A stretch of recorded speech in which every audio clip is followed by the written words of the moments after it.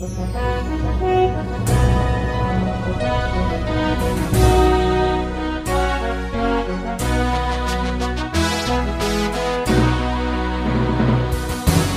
bagi saudara sekalian, marilah kita siapkan hati dan pikiran kita untuk mendengarkan firman Tuhan. Kita berdoa. Damai sejahtera Allah yang melampaui segala akal, itulah yang memelihara hati dan pikiranmu di dalam Kristus Yesus Tuhan kita. Amin.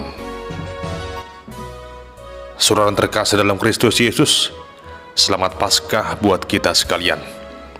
Firman Tuhan yang menjadi nas khotbah dalam ibadah Minggu Paskah saat ini, di tanggal 20 April tahun 2025, tertulis dalam Injil Yohanes pasal yang ke-20, ayat yang pertama hingga ayat yang ke-10. Demikian firman Tuhan. Pada hari pertama minggu itu, pagi-pagi benar, ketika hari masih gelap, pergilah Maria Magdalena ke kubur itu, dan ia melihat bahwa batu telah diambil dari kubur. Ia berlari-lari mendapatkan Simon Petrus dan murid yang lain yang dikasihi Yesus, dan berkata kepada mereka, "Tuhan telah diambil orang dari kuburnya, dan kami tidak tahu di mana ia diletakkan." Maka berangkatlah Petrus dan murid yang lain itu ke kubur. Keduanya berlari bersama-sama, tetapi murid yang lain itu berlari lebih cepat daripada Petrus, sehingga lebih dahulu sampai di kubur. Ia menjenguk ke dalam dan melihat kain kapan terletak di tanah, akan tetapi ia tidak masuk ke dalam. Maka datanglah Simon Petrus juga menyusul dia dan masuk ke dalam kubur itu. Ia melihat kain kapan terletak di tanah, sedang kain peluh yang tadinya ada di kepala Yesus tidak terletak dekat kain kapan itu, tetapi agak di samping di tempat yang lain dan sudah tergulung. Maka masuklah juga murid yang lain yang lebih dahulu sampai di kubur itu, dan dia melihatnya dan percaya. Sebab selama itu mereka belum mengerti isi kitab suci yang mengatakan bahwa ia harus bangkit dari antara orang mati. Lalu pulanglah kedua murid itu ke rumah. Demikian pembacaan firman Tuhan.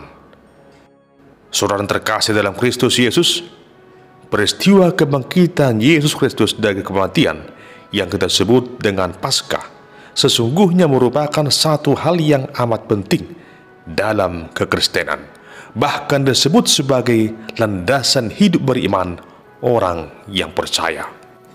Peristiwa kebangkitan Yesus Kristus diibaratkan seperti jantung pada manusia. Demikianlah hari raya Paskah dianalogikan bagi kekristenan. Sebagaimana jantung yang amat penting itu, tentunya tanpa jantung manusia tidak dapat hidup. Demikian juga tanpa kebangkitan, maka dipastikan tidak akan ada kekristenan. Sungguh benar yang dikatakan oleh Rasul Paulus dalam 1 Korintus 15 ayat 14, "Tetapi andai kata Kristus tidak dibangkitkan, maka sia-sialah pemberitaan kami, dan sia-sialah juga kepercayaan kamu." Oleh karena itu, wajar bila peristiwa kebangkitan Yesus menjadi sesuatu yang menarik perhatian banyak orang dari dahulu hingga sekarang dan sampai selama-lamanya, yang pada akhirnya menumbuhkan iman percaya kita, yang walaupun juga memunculkan perdebatan dari kalangan yang tidak percaya. Benar bahwa masalah kebangkitan adalah suatu hal yang tidak gampang untuk dimengerti. Namun kebangkitan Yesus adalah suatu peristiwa yang sangat berharga dan begitu penting untuk dimengerti. Jika mengandalkan logika, memang berita kebangkitan orang mati pastinya adalah sesuatu yang sulit diterima, tetapi hal itu menjadi dapat diterima dalam iman, bahkan logika sekalipun, sebab yang bangkit dari kubur itu adalah Tuhan dan Juru Selamat dunia ini. Apa yang terjadi pada Yesus menjadi bukti akan apa yang pernah Yesus katakan, bahwa Dia adalah kebangkitan dan hidup. Peristiwa Paskah, yaitu kebangkitan Yesus dari kematian, adalah dasar hidup beriman kita, yang semakin meneguhkan iman percaya kita dan menjadikan kita bersukacita menjadi orang yang diselamatkan. Saudara terkasih, firman Tuhan dalam ibadah Minggu Paskah saat ini menunjukkan bahwa kisah Paskah adalah kisah tentang kasih yang timbal balik. Kenapa dikatakan kisah kasih yang timbal balik? Karena dalam perikop ini dikisahkan bagaimana para murid Yesus dan semua orang yang mengasihinya menunjukkan bukti cinta kasih mereka pada Yesus. Pada saat Yesus disalibkan, para murid dan orang-orang percaya lainnya berada dalam keadaan yang sangat terpukul oleh karena Yesus sang guru yang selama ini diagungkan, yang merupakan sumber pengajaran itu, telah mati. Tentunya sebagai murid, mereka kehilangan pegangan, sulit menerima kenyataan yang telah terjadi. Dapat kita bandingkan dikala kita kehilangan orang yang kita kasihi. Demikianlah hancurnya perasaan mereka saat itu. Namun sekalipun demikian, para murid Yesus tetap mengasihinya. Di tengah kesedihan dan rasa sepi yang mereka rasakan saat itu, para murid tidak dapat berhenti mencintai dan mengasihi Yesus. Kasih yang ada dalam diri mereka, itulah yang menuntun mereka dalam peristiwa Paskah, yaitu peristiwa kebangkitan Yesus dari kematian. Saudara terkasih, dikatakan dalam ayat yang pertama, pada hari pertama minggu itu, yaitu pada hari Minggu. Pagi-pagi benar, ketika hari masih gelap, Maria Magdalena berangkat ke kubur Yesus. Kedatangannya ke sana adalah untuk menunjukkan penghormatan dan kasihnya pada Yesus, untuk meminyaki mayat Yesus dengan rempah-rempah sebagaimana tradisi yang lazim pada masa itu. Di sini kita dapat melihat wujud dari kesetiaan Maria Magdalena dan para perempuan yang lain. Walau dalam keadaan hati dan pikiran yang terpukul, mereka tetap memberikan apa yang terbaik. Tentunya, hal ini menjadi perenungan bagi setiap orang percaya agar memiliki kesungguhan dan kesetiaan dalam mengikut Yesus seperti yang dilakukan oleh Maria Magdalena. Walau dalam keadaan susah atau sedih, walau dalam keadaan perasaannya tidak nyaman, namun tetaplah setia mengikuti Yesus. Namun di saat Maria tiba di kubur itu, ia melihat bahwa batu telah diambil dari kubur.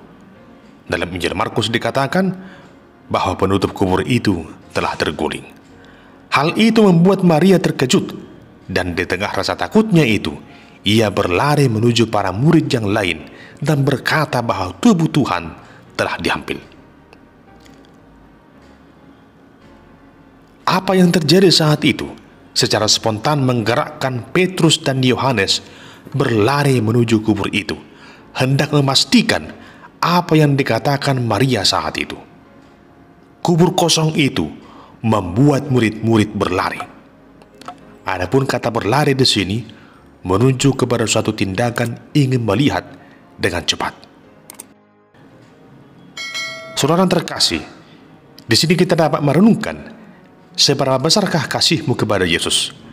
Apakah cinta kasihmu itu membuatmu ingin berlari untuk melihat Yesus, atau hanya diam saja seperti orang yang putus asa yang tidak mempunyai pengharapan? Bagi kita orang percaya, sesungguhnya kasih kepada Kristus membuat kita ingin berlari dalam iman untuk melihat sesuatu yang luar biasa yang Tuhan telah lakukan.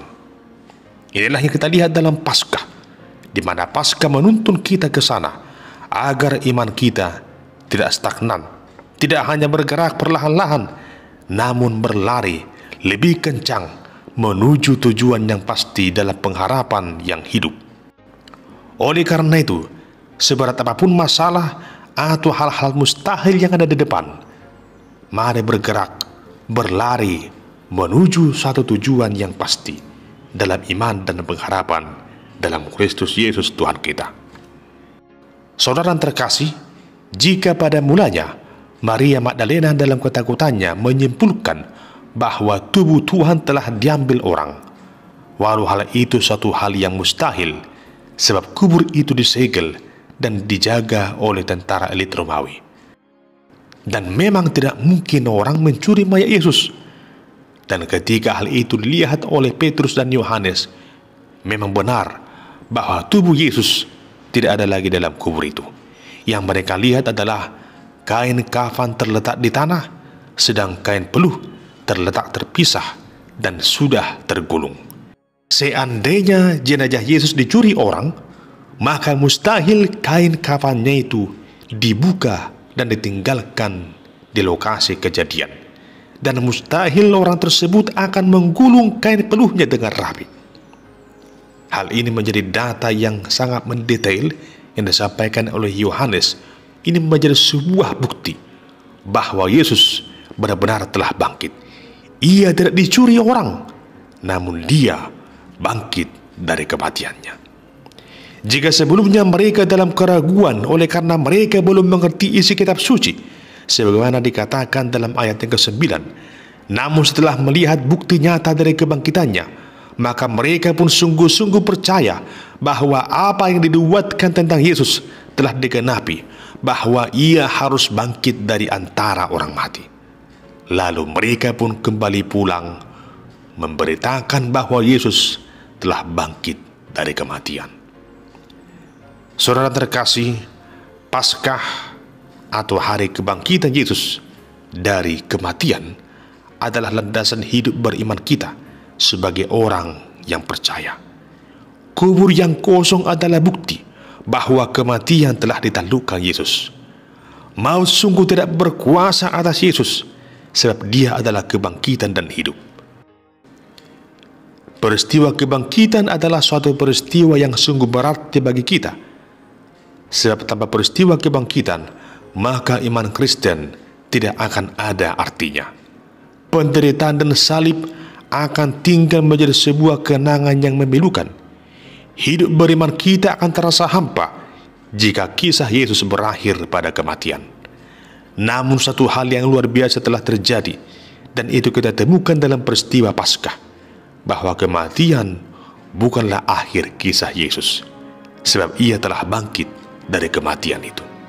Dengan demikian kita patut bermegah dalam iman, karena kita mempercayakan hidup kita kepada Tuhan yang hidup, Tuhan yang bangkit, Tuhan yang berkuasa atas kehidupan dan kematian, bahkan kebangkitan dan hidup yang kekal ada di dalam kuasa-Nya. Inilah pengakuan iman kita yang harus kita saksikan terus-menerus kepada semua orang, bahwa Yesus telah bangkit dari kematian. Dia telah menebus dosa kita di kayu salib.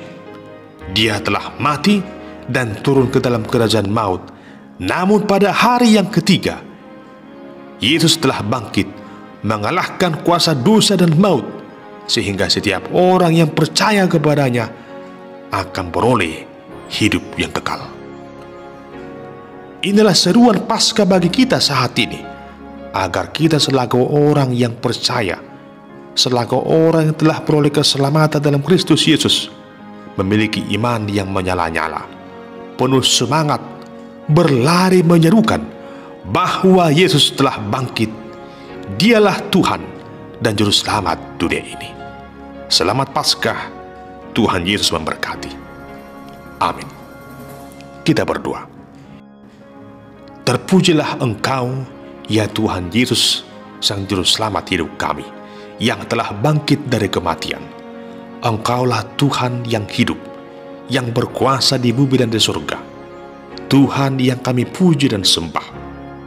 Berikanlah kepada kami iman yang teguh, dan sertailah kami dalam Roh-Mu yang kudus, agar kami menjadi saksi yang setia akan peristiwa kebangkitan-Mu, sehingga dengan penuh kesetiaan kami memberitakan kabar kesukaan, kabar keselamatan yang daripada-Mu, sehingga setiap orang percaya kepada Yesus Kristus, Tuhan dan Juru Selamat dunia ini. Amin.